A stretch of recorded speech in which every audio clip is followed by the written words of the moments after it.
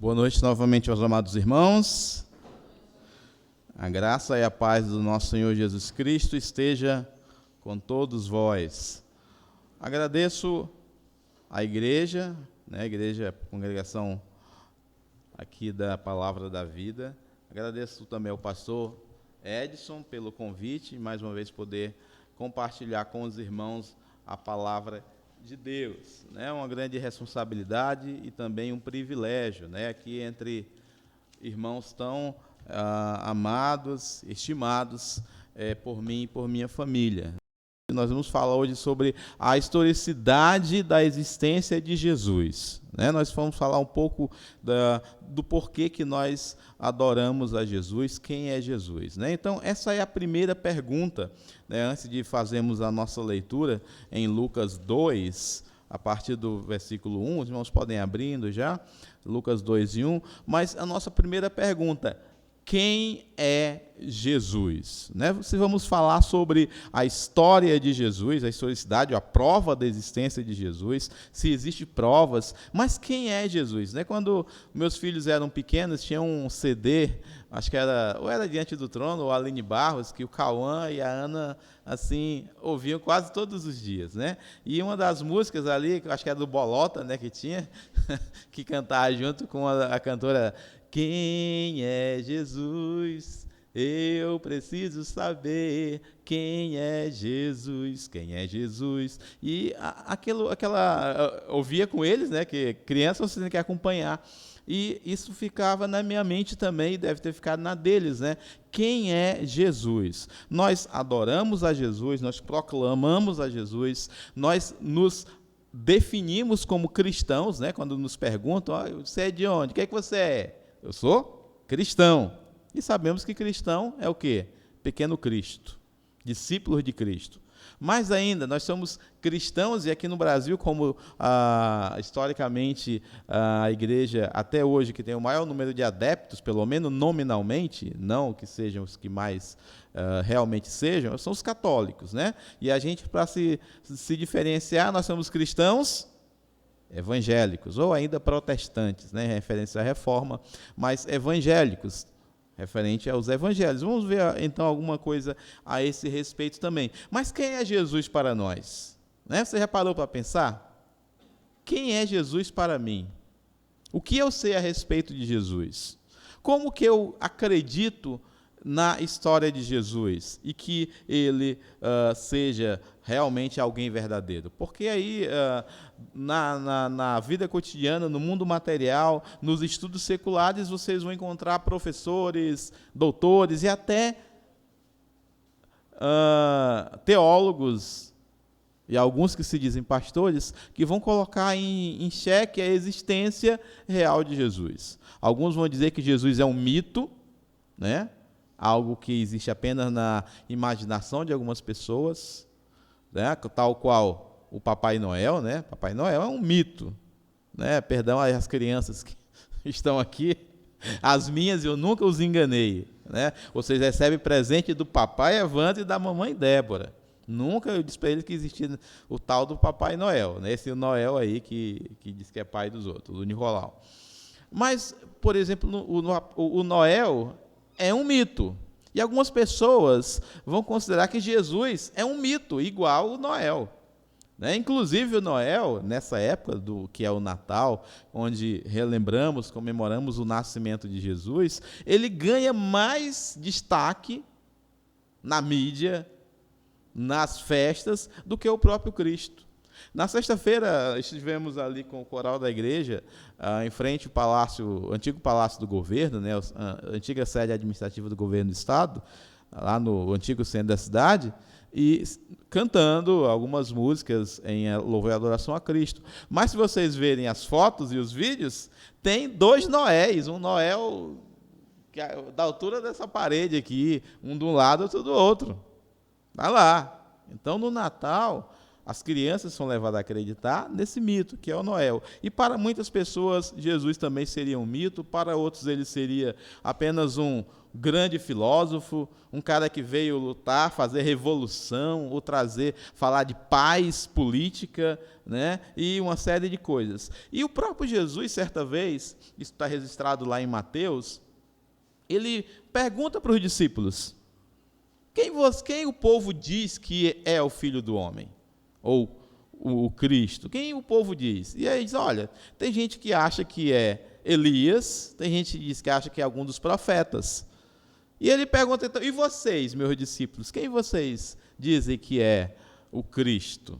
E aí Pedro pula na frente e diz o quê? Alguém lembra? Tu és o Cristo, o Filho do Deus vivo, né?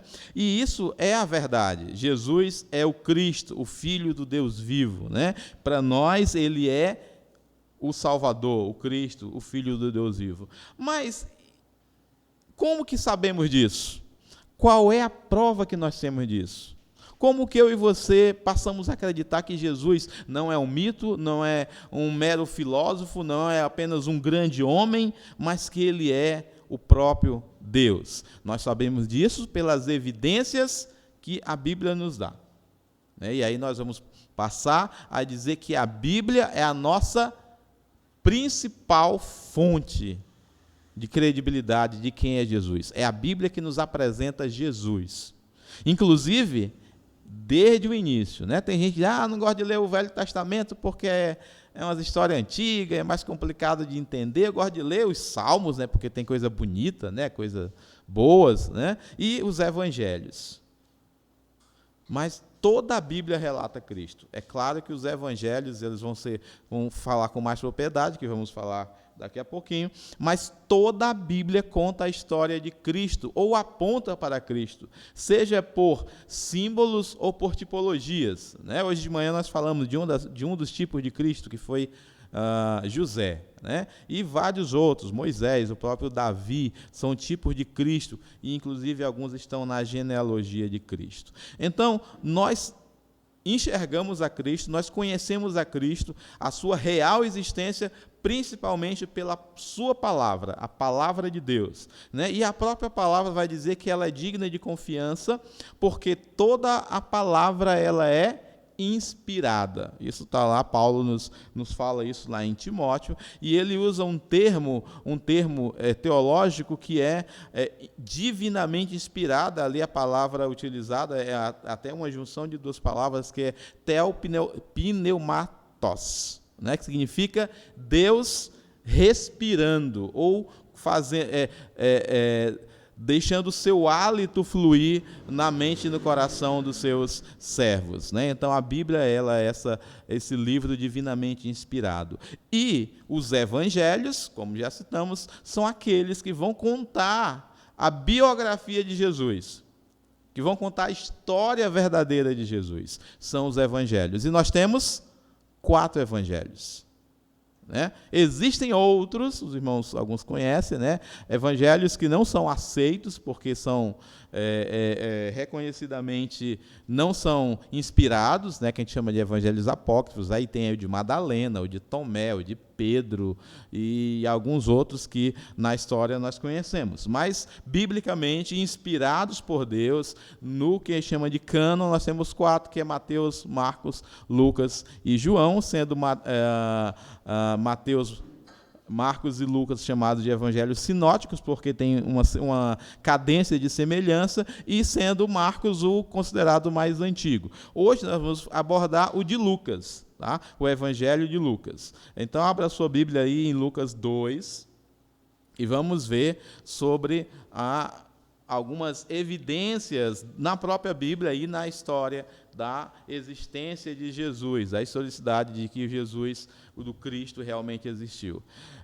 Lucas 2, vamos ler do 1 até o 7. Diz assim: E aconteceu naqueles dias que saiu um decreto da parte de César Augusto para que todo mundo se alistasse. Este primeiro alistamento foi feito sendo Quirino presidente da Síria. E todos iam alistar-se, cada um à sua própria cidade. E subiu também José da Galileia, da cidade de Nazaré à Judéia, cidade de Davi, chamada Belém, porque era da casa e família de Davi, a fim de alistar-se com Maria, sua esposa, que estava grávida. E aconteceu que, estando eles ali, se cumprindo os dias em que se havia de dar à luz, e deu à luz ao seu filho primogênito, e envolveu em panos e deitou numa manjedoura, porque não havia lugar para eles na estalagem.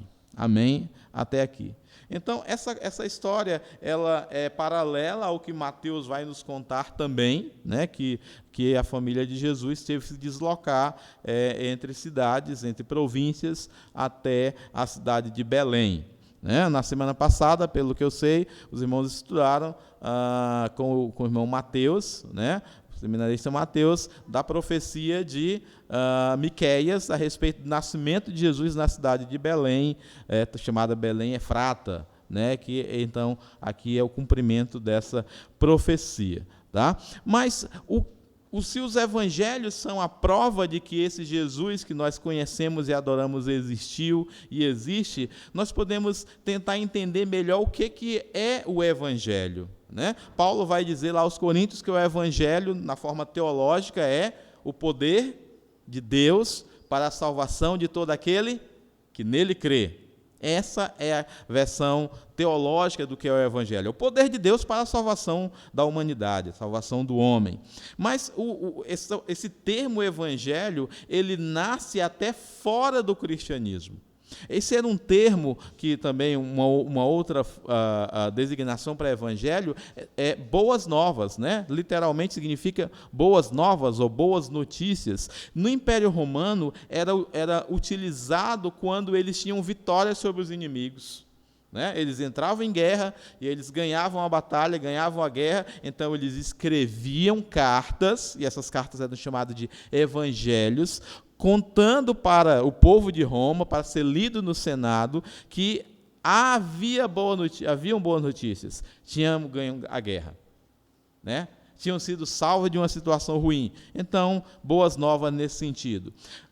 No ano 9 a.C., é que ele ganha uma nova versão. Quando surge o primeiro imperador romano, que foi o Augusto, César Augusto, né, sobrinho, neto de Júlio César, e ele é designado o primeiro imperador romano. No ano 9, então, obrigado, irmão, surge a primeira crônica evangélica, designando César Augusto como sendo Filho de Deus, como sendo o Salvador do mundo conhecido, e que o seu nascimento trazia boas novas. Agora, não só as batalhas, mas a sua existência. Né? Então, César é aclamado pelo império como sendo Filho de Deus, como sendo o próprio Deus e como sendo o Salvador do mundo romano. Os nossos evangelistas, os que escrevem, quando eles têm acesso a isso e sabendo disso, eles como se eles estivessem ali dando uma divergência em relação ao império. Eles estão dizendo assim, os primeiros cristãos, o verdadeiro Salvador não são os imperadores, não é César, é Jesus. E aí eles designam a história que conta o nascimento, a vida, o ministério, o sacrifício de Cristo, sua crucificação, sua ressurreição e sua ascensão como evangelho. Eles se apropriam, né? Se fosse hoje seria o que o pessoal chama de uma apropriação cultural. Não seria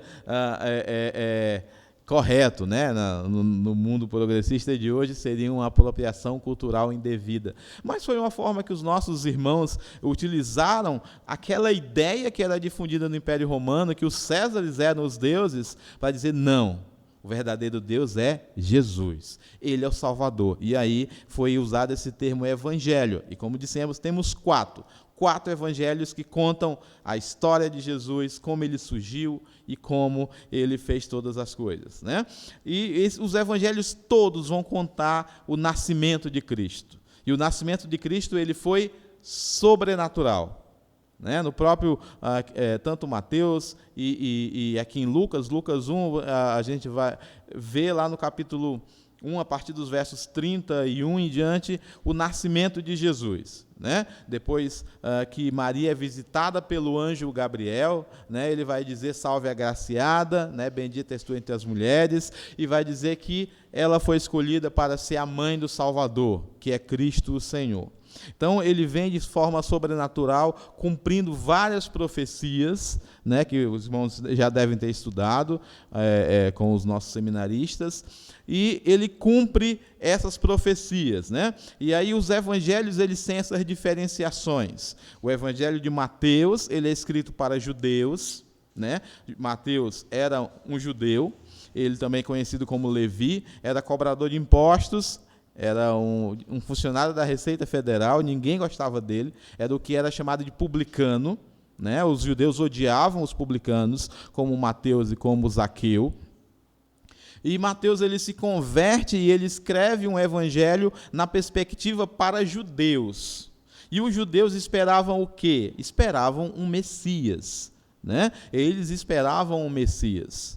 Os judeus eles vinham de uma série de dominações estrangeiras, dos assírios, dos babilônicos, depois dos persas, depois dos gregos seleucidas, aí viveram ali 100 e poucos anos de liberdade com os macabeus, depois vieram os romanos e os escravizaram de novo. Na época de Cristo, eles estavam sob o domínio romano com um rei fantoche, que era Herodes, e depois suas descendentes, os filhos de Herodes. Então os judeus eles não gostavam e não aceitavam, e ainda esperavam o Cristo, o Messias. E Mateus escreve então na perspectiva de que Jesus é esse Messias, o Messias prometido. E ele prova isso através do seu evangelho. Já começa lá em Mateus, se vocês já devem ter lido, ou quem não leu, depois lê em casa. Ele começa pela genealogia de Jesus. Jesus, filho de Davi, filho de Abraão. Ele conecta Jesus à origem dos judeus, dos hebreus, que é Abraão, e também a Davi, que é o rei legítimo de Israel.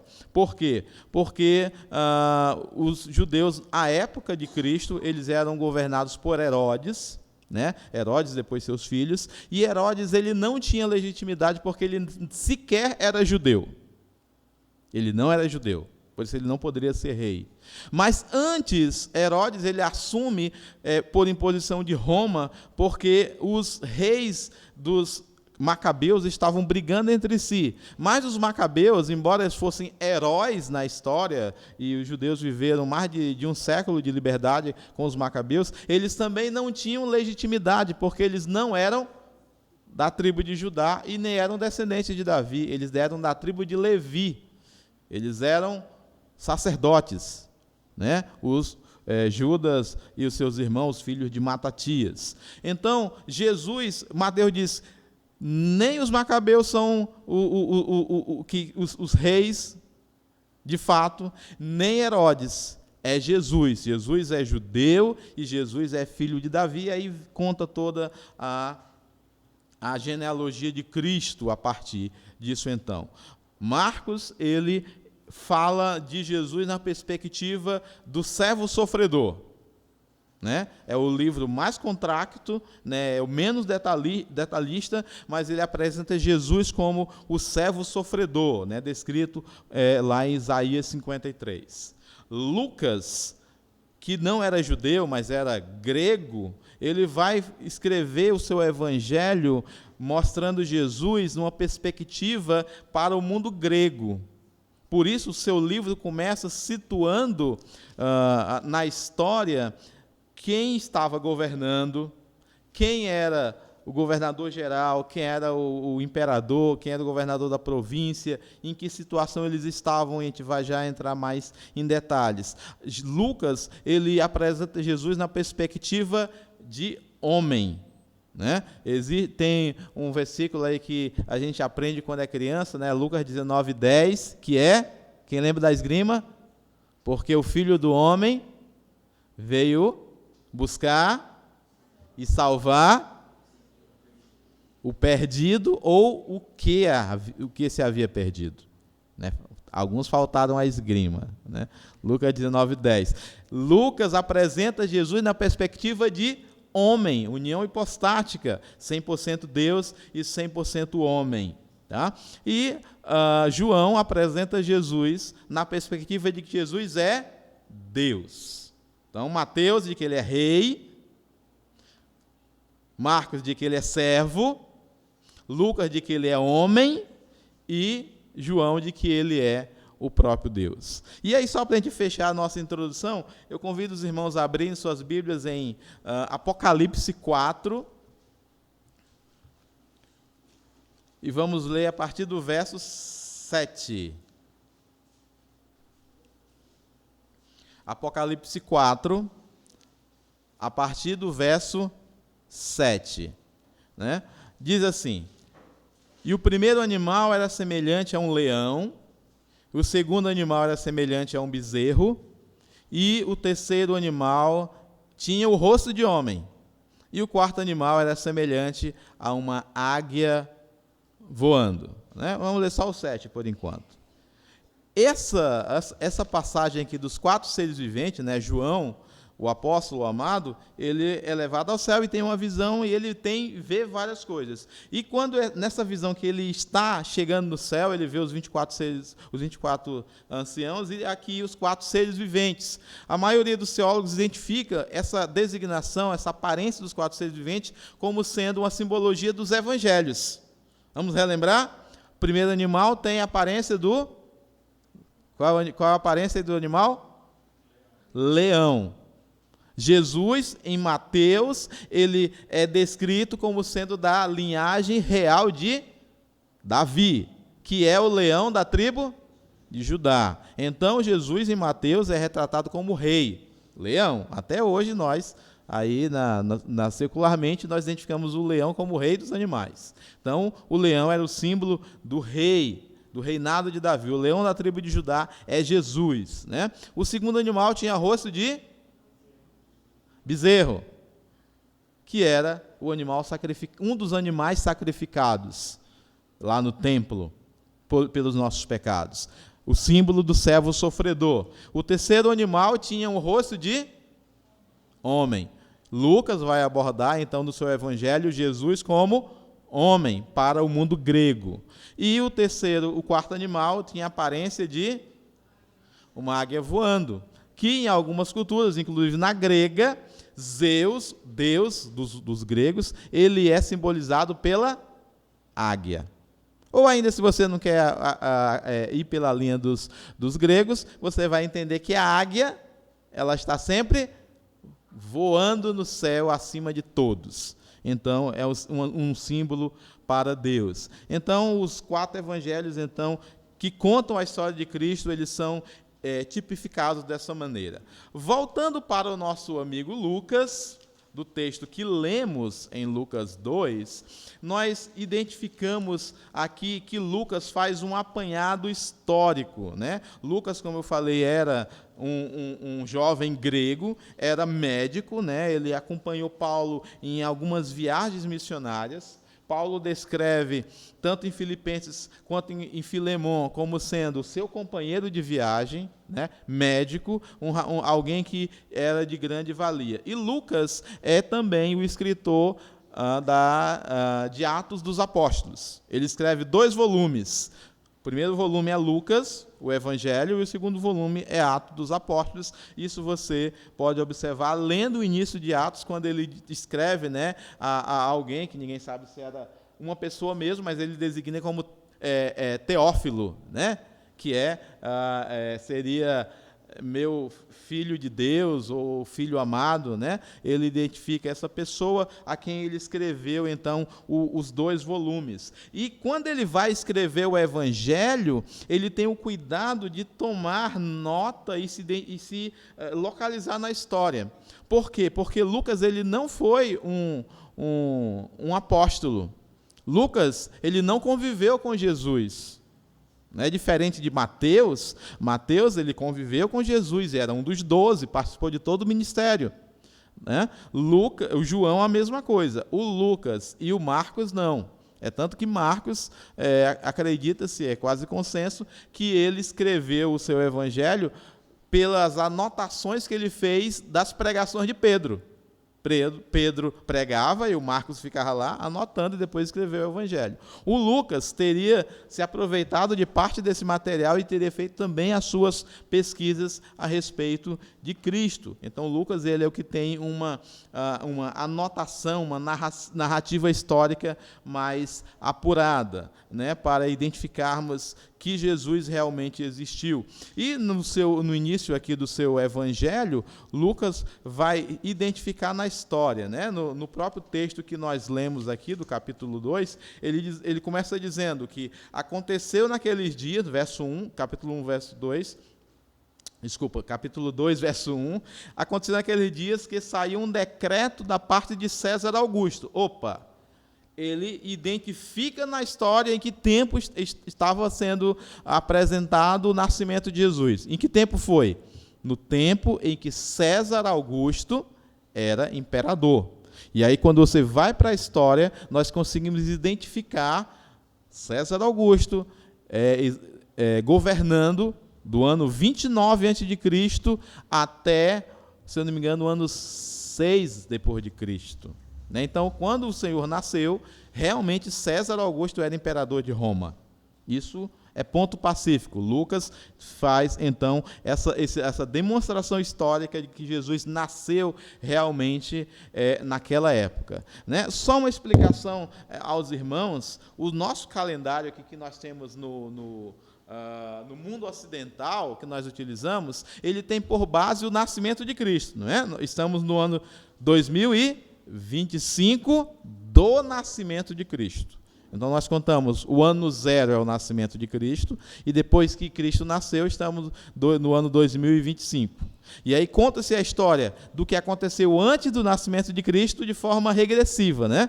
Por exemplo, quando a gente diz que Jerusalém foi destruída no ano 586 antes de Cristo. E aí, à medida que você se afasta, vai aumentando. Por exemplo, Davi viveu mais ou menos no ano 980 antes de Cristo. Então, você vai voltando.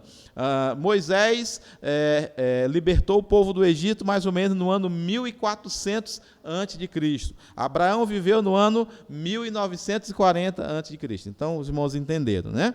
Que a história se divide. Ano 0 é o ano do nascimento de Cristo, e aí depois estamos no ano 25, e o que aconteceu antes você conta regressivamente.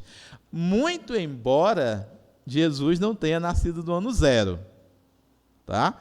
Isso foi um erro do nosso amigo Papa Gregório, que fez o calendário gregoriano, que é o que nós temos, e ele cometeu um erro de cálculo. Jesus não nasceu no ano 0. Jesus nasceu no ano 6 antes dele.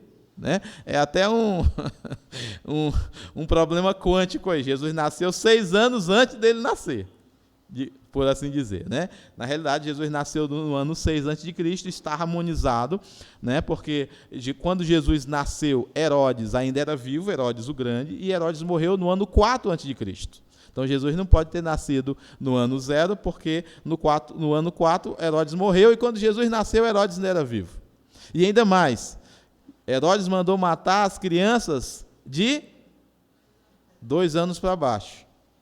Jesus, então, nasceu no ano 6, Herodes morreu no ano 0. É quando a família dele retorna. Tá? Então, Jesus não nasceu no ano 0, essa contagem. Mas, muito bem, então Jesus nasceu na época que Augusto era o imperador, e Lucas dá mais um detalhe. Este primeiro alistamento, anotem isso aí, primeiro alistamento, ou recenseamento em algumas traduções, significa que teve um segundo, né? Guardem isso na mente. Houve um primeiro, e houve um segundo. Foi feito quando, sendo Quirino, ou em algumas traduções, Cirênio, era presidente ou governador da Síria. Né? Isso aqui é importante, dá um pequeno problema aqui que a gente vai comentar. Lembra que estamos aqui tentando verificar evidências da existência de Cristo nos evangelhos e na história, né? Historicidade de Cristo. Quirino, ou Cirênio, foi um oficial romano, bem famoso, bem conhecido, que ele realmente foi governador da Síria, né? Da Síria, aquele território que fica ao norte de Israel, que existe até hoje, né? Só que tem um problema, ele só se tornou governador no ano 6 depois de Cristo. E isso é um problema de anacronismo, de disparidade. Como que Quirino só foi governador no ano 6, e quando ele era governador, Lucas diz que Jesus e a família de Jesus se deslocou da Galiléia para Belém. Dá uma diferença de mais ou menos 10 anos. Né?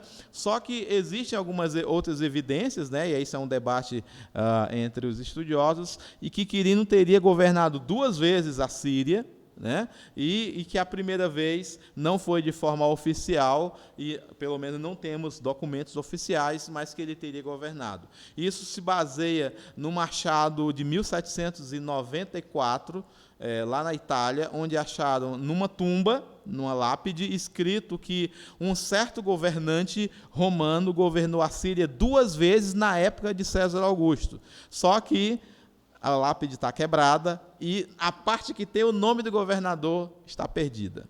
Mas a designação dos feitos se encaixa com a de Quirino, né? Então, vários estudiosos entendem ou aceitam que Quirino, então, foi governador nessa época aqui, entre o ano 8 e o ano 4 a.C., foi governador da Síria, né? Mas você diz, mas o que tem a ver a Síria com Israel? Jesus não nasceu, não foi Israel? O que tem a ver?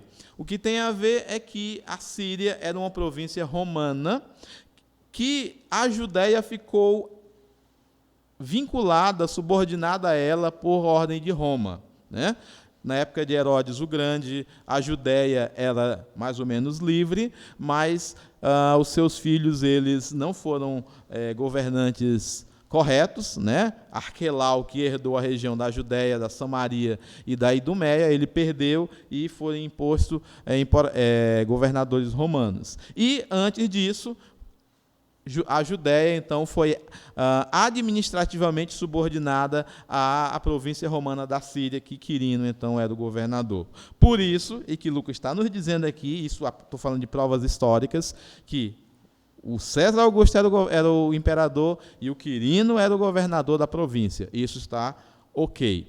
E aí, ainda mais, o que era esse alistamento, né? Por que José e a Maria tiveram que se deslocar da cidade deles para uma outra cidade? O que era isso?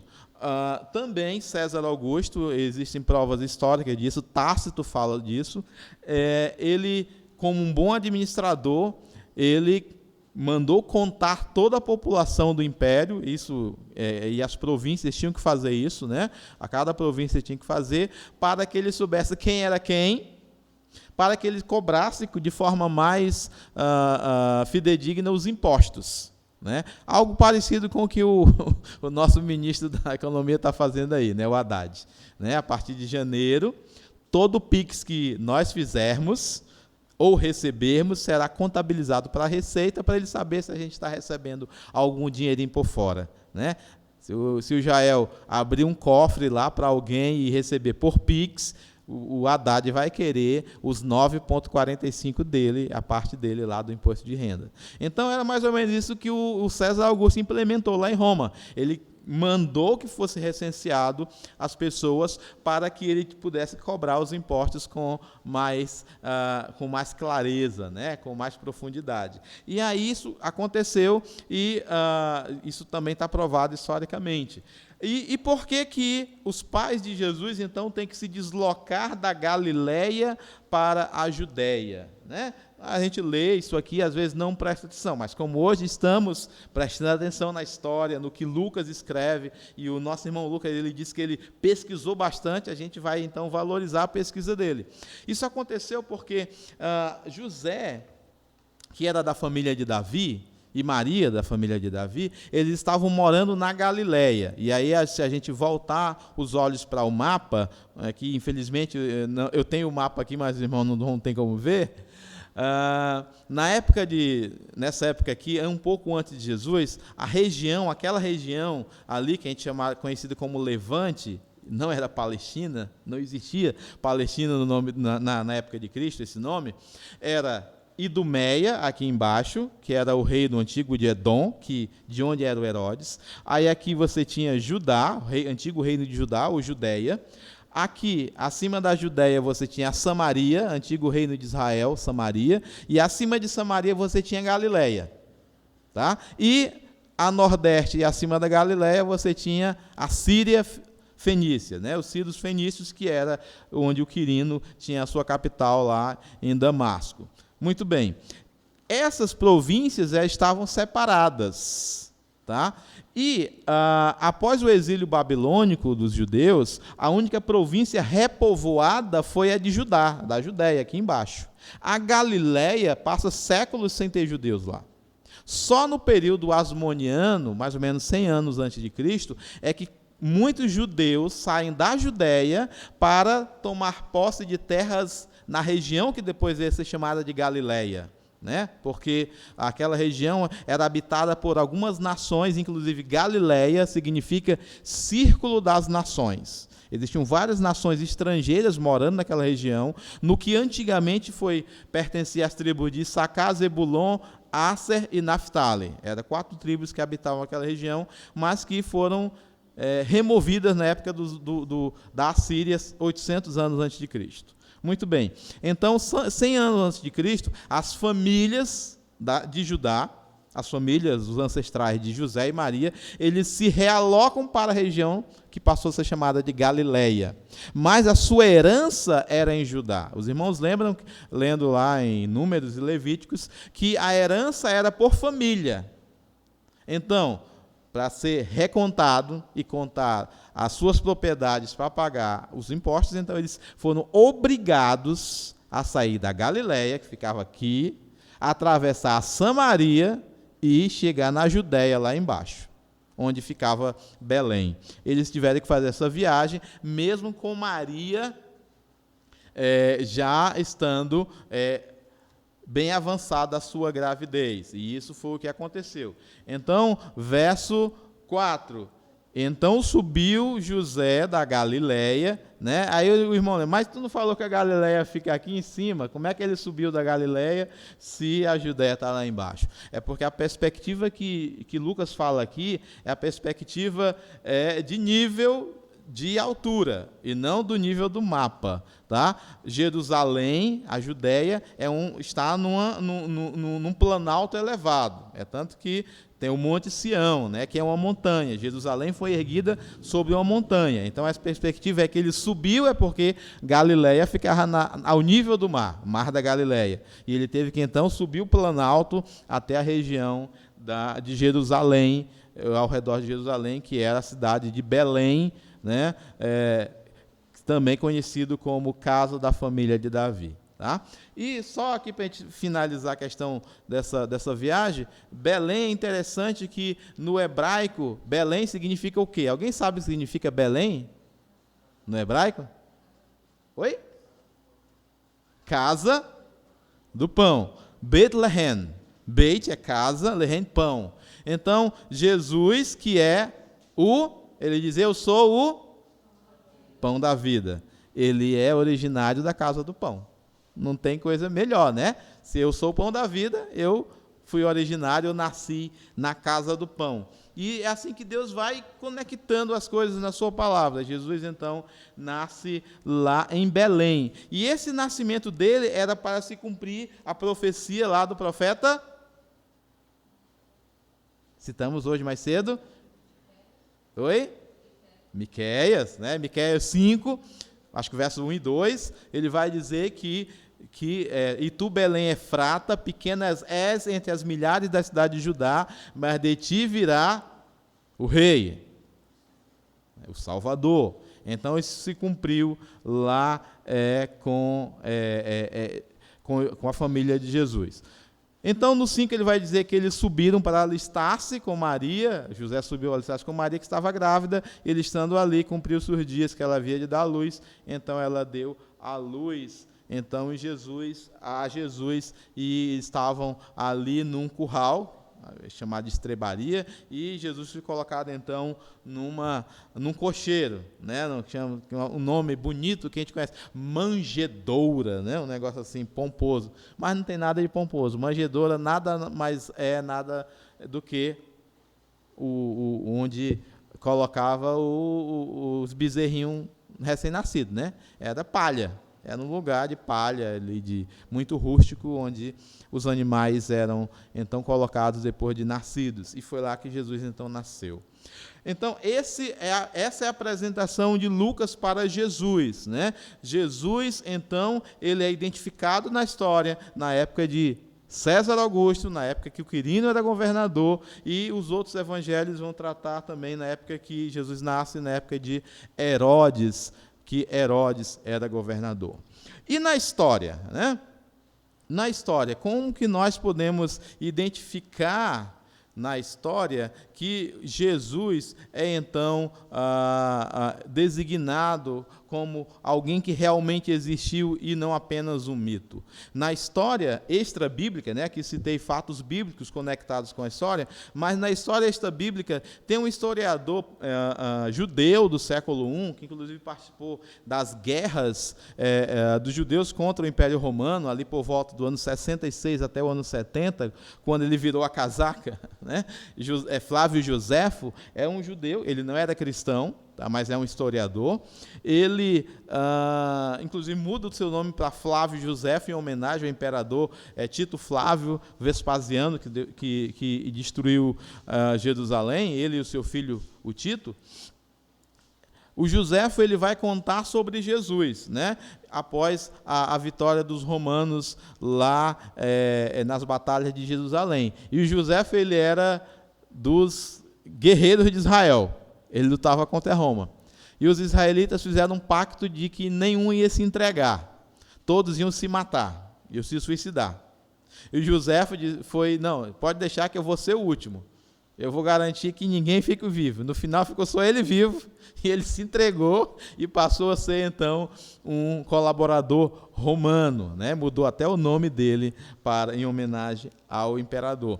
Mas ele é um historiador judeu e ele vai escrever, mais ou menos no ano 93, 94, sobre a história judaica. Ele no seu livro, Uma Breve História das Guerras Judaicas, ele vai citar Jesus aqui no livro 20, capítulo 9, ele vai dizer assim, dentre outras coisas, que Tiago, aspas, Tiago, irmão de Jesus, chamado o Cristo, que em grego, tou adelphoi, lesoutou legomenoi, Cristo, ou seja, irmão de Jesus Cristo, foi morto por ordem de Cláudio, né? O que isso também está em Atos dos Apóstolos. Na primeira perseguição, na segunda perseguição, o irmão de Jesus, o Tiago, que era pastor da igreja de Jerusalém, foi morto por ordem do imperador. Então, ele cita Tiago, cita Jesus, chamado Cristo, né? Então, isso é uma prova extra-bíblica que de Jesus não é um mito, mas que foi uma pessoa, está na história. Isso aconteceu durante uma revolta, né? Aqui ele diz que também durante um vácuo de poder na Judéia, no ano 62, o sumo sacerdote Anano convocou o sinédrio e mandou apedrejar, então, também alguns cristãos. Tá? Isso ele revela e está bem claro. Uma outra passagem que ele vai falar e que ela é bem mais clara a respeito de Cristo, é uma das provas mais fortes que temos da existência de Cristo fora da Bíblia. Ele vai dizer o seguinte, aspas para Joséfo, por essa época existiu Jesus, homem sábio, se é lícito chamá-lo de homem, porque realizou obras maravilhosas, foi mestre dos homens, recebeu a verdade com prazer, atraiu a si muitos judeus e também muitos gregos. Era o Cristo, denunciado pelos principais dos nossos, ou seja, dos judeus, e por Pilatos condenado à cruz. Aqueles que o amaram, seus discípulos, não deixaram de amá-lo, porque apareceu-lhes vivo ao terceiro dia, como os divinos profetas tinham predito estas inúmeras e outras maravilhas a seu respeito. E até o presente não desapareceu a tribo dos cristãos, né, os cristãos eram chamados de tribais, né, a tribo dos cristãos, que deles tira o nome. Então, Joséfo, ele não só cita fatos históricos, né, de personagens históricos, que o Pilatos também é um personagem histórico, hoje reconhecidamente como alguém que existiu, que Jesus ele fez milagres, foi acusado pelos judeus, foi condenado à crucificação por Pilatos, que apareceu vivo ao terceiro dia para os seus discípulos, e que aqueles que o amam e que o adoram até hoje são chamados de cristãos. Tá? Então, isso é uma prova histórica de Joséfo, e Joséfo não era cristão. Joséfo era, então, apenas um judeu ali do primeiro século, tá? Que fala sobre Jesus. Outras pessoas também, outros historiadores, eles vão falar de forma indireta sobre Jesus, não só o Joséfo. Existia um historiador, esse romano, chamado de Tácito, Cornélio Tácito, lá que viveu no primeiro século também. Ele vai escrever nos seus anais de história que ele fala assim, refere-se a Cristo, ou Christos, como o fundador do movimento cristão, que foi executado por ordem de Pilatos durante o reinado de Tibério. Isso também está comprovado nos evangelhos, durante o reinado de Tibério César. Né? Jesus nasceu durante o reinado de Augusto, mas foi morto durante o reinado de Tibério, o imperador que veio a seguir. E menciona o Tácito a perseguição aos cristãos por ordem de Nero, após o incêndio de Roma no ano 64. Isso também confirma as cartas de Paulo, né? O Nero, que foi também um imperador romano, do ano 60 até o ano 60, eu acho que 5, eu não lembro agora exato quantos anos ele reinou, ele mandou incendiar Roma, e depois, quando os romanos reclamaram, ele colocou a culpa nos cristãos. E aí se levanta uma das maiores perseguições aos cristãos, e nessa perseguição ele manda decapitar Paulo. Vocês podem ler o final lá de 2 Timóteo, Paulo se despedindo, né? Aquela famosa passagem, combati o bom combate, guardei a carreira, né? E a fé. Né? Ali nós entendemos que Paulo já estava com a data da sua decapitação marcada por ordem de Nero, e é citado essa perseguição por Tácito. Pedro também foi assassinado, crucificado por ordem de Nero nessa mesma perseguição. Tá? Então, isso na história, isso comprova a existência de Cristo e também dos seus discípulos, dos seus apóstolos. Essa passagem é considerada, então, autêntica por muitos historiadores. Também autêntica a respeito de Jesus e sua crucificação. Ainda existe um outro historiador chamado Plínio o Jovem, também do primeiro século, que também era romano. Ele escreve uma carta ao imperador Trajano, no ano 112, onde descreve os cristãos como sendo adoradores de Cristo. E esse Cristo seria um Deus, e os cristãos cantam hinos a esse Cristo e seguem os seus ensinamentos. Né? Ele cita os cristãos que oram a Cristo, que louvam a Cristo. Ainda um outro historiador, chamado Suetônio, também da mesma época, do século I, ele é um biógrafo romano e escreve as 12 vidas dos Césares, né? Ele faz biografia dos Césares e cita Cláudio também. Ele menciona distúrbios em Roma entre os judeus instigados por Crestus, que é uma variação ortográfica do nome de Cristo, né? E ele está falando exatamente de uma revolta que aconteceu em Roma, que levou o imperador Cláudio a expulsar os judeus de Roma.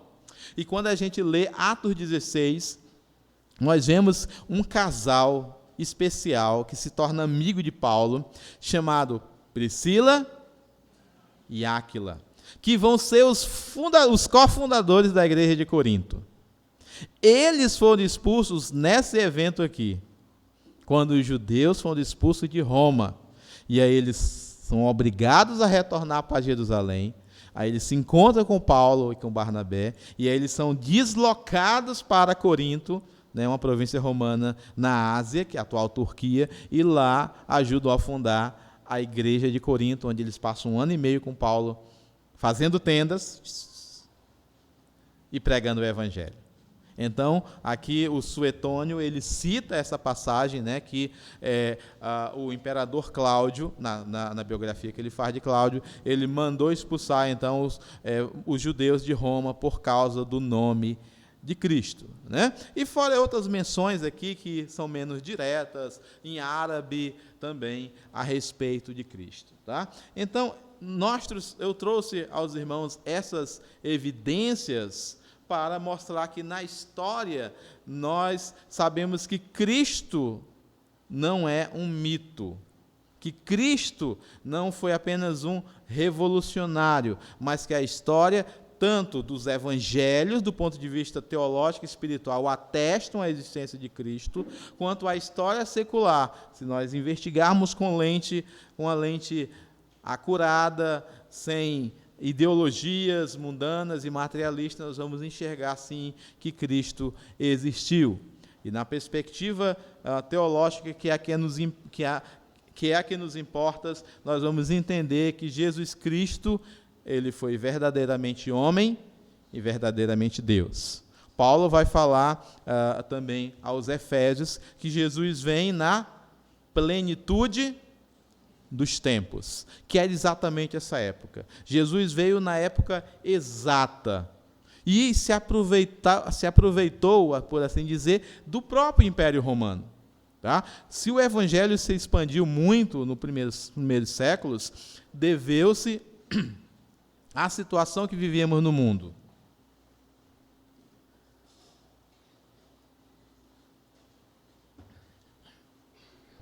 Quando Jesus vem, estabelece sua igreja, quando a igreja ela nasce no dia de Pentecostes, o mundo estava preparado para receber o Evangelho, das boas novas, da salvação.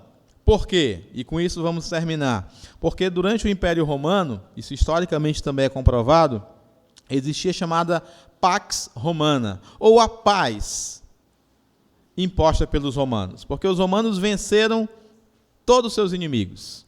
Então, todos que viviam dentro das fronteiras romanas, existia relativa paz. E então o evangelho pôde florescer. Também dentro do Império Romano, eles eram muito mais eficientes do que o DENIT no Brasil. Eles construíram cerca de 14 mil quilômetros de rodovias. Aqui no Acre nós temos 1.200. Metade está só buraco. É só tu ir para a Cruzeira que tu vê. Então os romanos eram muito mais eficientes. Eles construíram 14 mil quilômetros de estradas. Então, quando suscitaram as perseguições aos cristãos, tanto pelos judeus e depois pelos próprios romanos, os discípulos, os apóstolos, os cristãos iam fugindo pelas estradas romanas e iam de cidade em cidade, então pregando o evangelho, e assim o evangelho cresceu. Uma outra virtude, uma outra facilidade que houve nessa época, por isso Jesus veio na plenitude dos tempos, foi a língua. A língua, embora a língua nativa dos romanos fosse o latim, a língua oficial do império era o grego. E todos sabiam grego. A região da Galileia era a região habitada por gregos. Paulo era versado em grego, Lucas era um médico grego. Então, o Novo Testamento, 99% dele está escrito em grego. Isso facilitava, porque se você viajava de uma cidade para outra pregando a Cristo, você é judeu, falava hebraico, ou aramaico na época, né? Tinha uma barreira linguística, mas essa barreira era desfeita, porque todos falavam grego. Então, você chegava, pregava em grego, facilitava o evangelho. Era mais ou menos hoje como se fosse o inglês. Você sai daqui, né? Você não sabe falar no outro país, mas aí você tem, as pessoas sabem falar aí inglês, né? O Mateus, a Letícia, o Tiagão, né? E muitos outros, a outra Letícia ali também, que sabem falar inglês. É mais ou menos nesse sentido. Então, a paz romana, as estradas e a língua escrita e falada facilitaram então para que o evangelho de Cristo, as boas novas de Cristo, o poder de Deus para a salvação de todos os povos fossem pregadas. Tá? Então, de forma cabal, nós podemos dizer apoiado tanto nas evidências bíblicas dos evangelhos, quanto nas evidências históricas que Jesus Cristo existiu, não é um mito, ele existiu, existe e apoiado na Bíblia um dia voltará para nos buscar. Amém? Agradeço a oportunidade, sei que foi uma pregação diferente do que os irmãos são acostumados, né? Peguei um tema ali que o pastor me repassou e trabalhei dentro de uma perspectiva para trazer algo novo e diferente para os irmãos. Agradeço a oportunidade e passo a palavra para o pastor Edson.